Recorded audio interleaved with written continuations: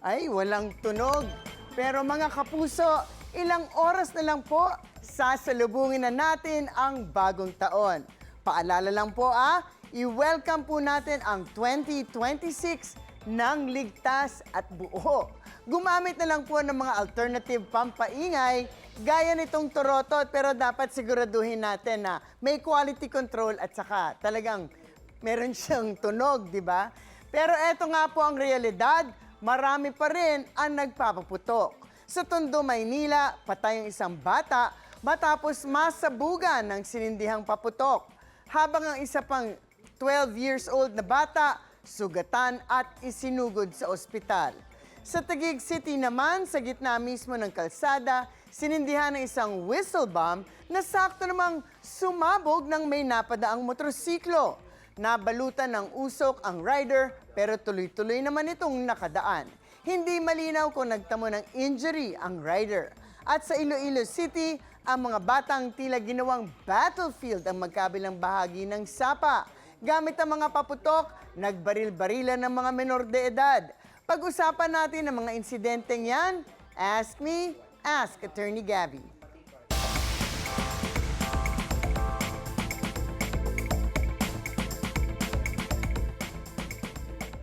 Attorney, nakakalungkot sa lubungin ng bagong taon ng may disgrasya. Ano ba ang sinasabi ng batas sa paggamit ng paputok?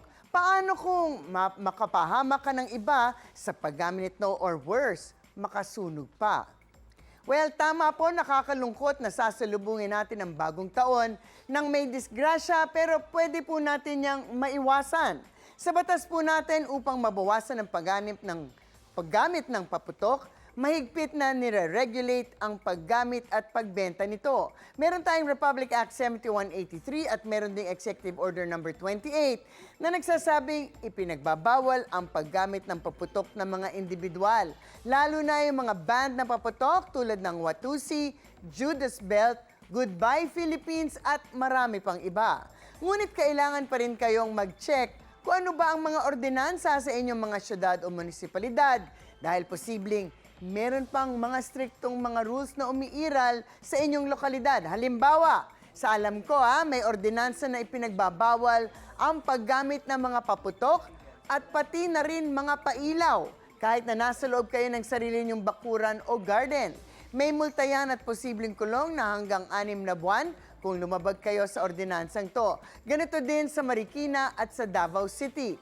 Pinapayagan lang ang mga fireworks sa mga community fireworks display na may permit at may trained professionals. Ngayon, paano kung may mga taong gumamit pa rin ng mga bawal na paputok at wala sa designated firecracker zone? Lalo na kung nakapahamak ka ng iba dahil sa paputok, halimbawa may nasugatan o namatay, nasunog ninyo ang bahay ng inyong kapitbahay. Kahit na hindi po ninyo sinasadya, ay malamang ay kayo ang mananagot sa ilalim ng Revised Penal Code dahil sa kapababayaan o reckless imprudence na yan na magre-resulta sa physical injuries or homicide or damage to property.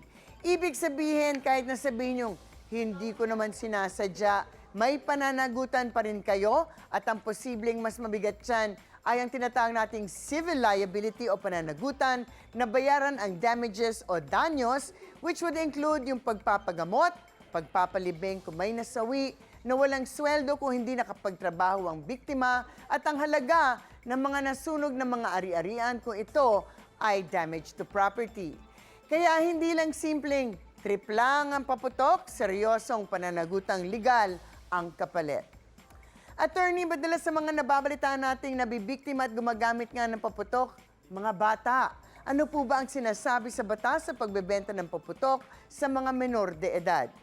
Well, sa ilalim po ng Implementing Rules and Regulations ng Republic Act 7183, mahigpit na ipinagbabawal ang pagbenta ng mga paputok at pailaw sa mga menor de edad. At ang paggamit ng mga ito dapat always under adult supervision.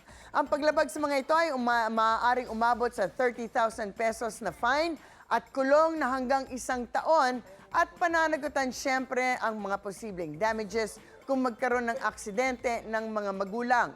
Ito ay importanteng mensahe natin para sa mga magulang dahil alam nyo naman, nasa huli palagi ang pagsisisi. Huwag nating tularan ang nasapit na ng ibang mga bata at pamilya ngayong taon dahil sa maling paggamit ng paputok.